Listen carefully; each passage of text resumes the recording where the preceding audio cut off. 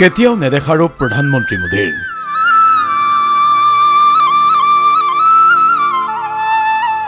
দেশৰ প্ৰধানমন্ত্ৰী নৰেন্দ্ৰ মোদীৰ এনে ৰূপ হয়তো পূৰ্বে আপুনি দেখা নাই।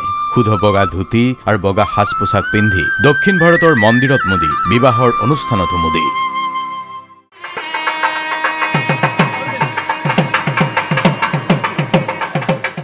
দুদিনীয়া ভ্ৰমণসূচীলৈ দক্ষিণ ভাৰতত উপস্থিত থকা প্ৰধানমন্ত্ৰী মোদীয়ে দ্বিতীয় দিনা কেৰালাৰ গুৰুবায়ুৰৰ প্ৰখ্যাত কৃষ্ণ মন্দিৰ দৰ্শন কৰিছে।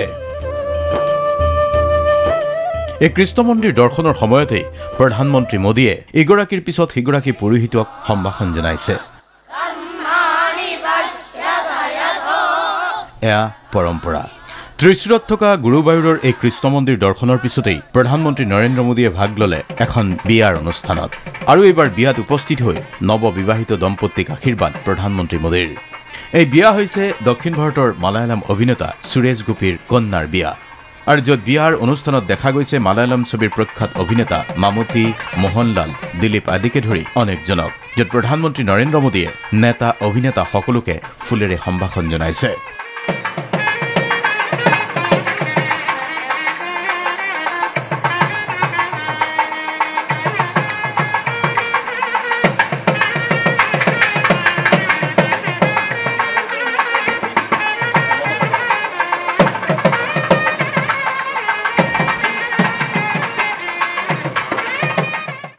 মন্দিৰক পুৰোহিতক উপহাৰ দিয়া অৱস্থাতো দেখা গৈছে প্ৰধানমন্ত্ৰী নৰেন্দ্ৰ মোদীক।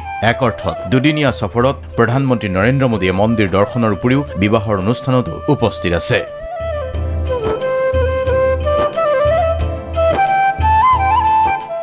দেশৰ প্ৰধানমন্ত্ৰী নৰেন্দ্ৰ মোদীৰ এই কেৰালা ভ্ৰমণসূচীৰ মাজতেই কেন্দ্ৰীয় মন্ত্ৰী সৰ্বানন্দ সোণোৱালৰ উপস্থিতিত ৪,০০০ কোটি টকাৰ বিশেষ প্ৰকল্প মুকলি কৰিছে প্ৰধানমন্ত্ৰী নৰেন্দ্ৰ মোদীয়ে। এই কাৰ্যসূচীত প্ৰধানমন্ত্ৰী নৰেন্দ্ৰ মোদীয়ে কোচিত নিউ ড্ৰাই ডক ফেচিলিটি আৰু ইণ্টাৰনেশ্যনেল শ্বিপ ৰিপেয়াৰ ফেচিলিটি চেণ্টাৰৰো শুভাৰম্ভণি কৰিছে ইণ্ডিয়ান অইল কৰ্পৰেশ্যনৰ LPG import টাৰ্মিনেলৰো।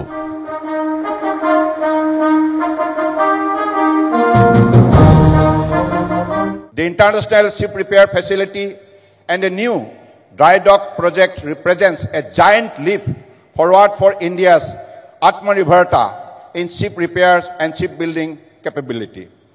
These are the largest and most advanced shipbuilding and ship repair facility in the entire South Asian region. লক্ষণীয় কথা এয়াই যে 14 দিনত দ্বিতীয়বাৰৰ বাবে কেৰালা ভ্ৰমণ কৰিছে প্ৰধানমন্ত্ৰী নৰেন্দ্ৰ মোদীয়ে। আৰু যাৰ বাবে দুদিনীয়া সফৰত দক্ষিণ ভাৰতত আৰম্ভ হৈছে এক প্ৰকাৰ মোদী ঢৌ। মোদীৰ ৰোড শ্ব'ত ভাগ লোৱা দেখা গৈছে এদিন পূৰ্বে অলেখ অজস্ৰ বিজেপি কাৰ্যকৰ্তাক। আৰু এই কেৰালা ভ্ৰমণসূচীৰ মাজতেই কেৰালাত ৪,০০০ কোটিৰ প্ৰকল্পৰো শুভাৰম্ভণি কৰিছে প্ৰধানমন্ত্ৰী নৰেন্দ্ৰ মোদীয়ে।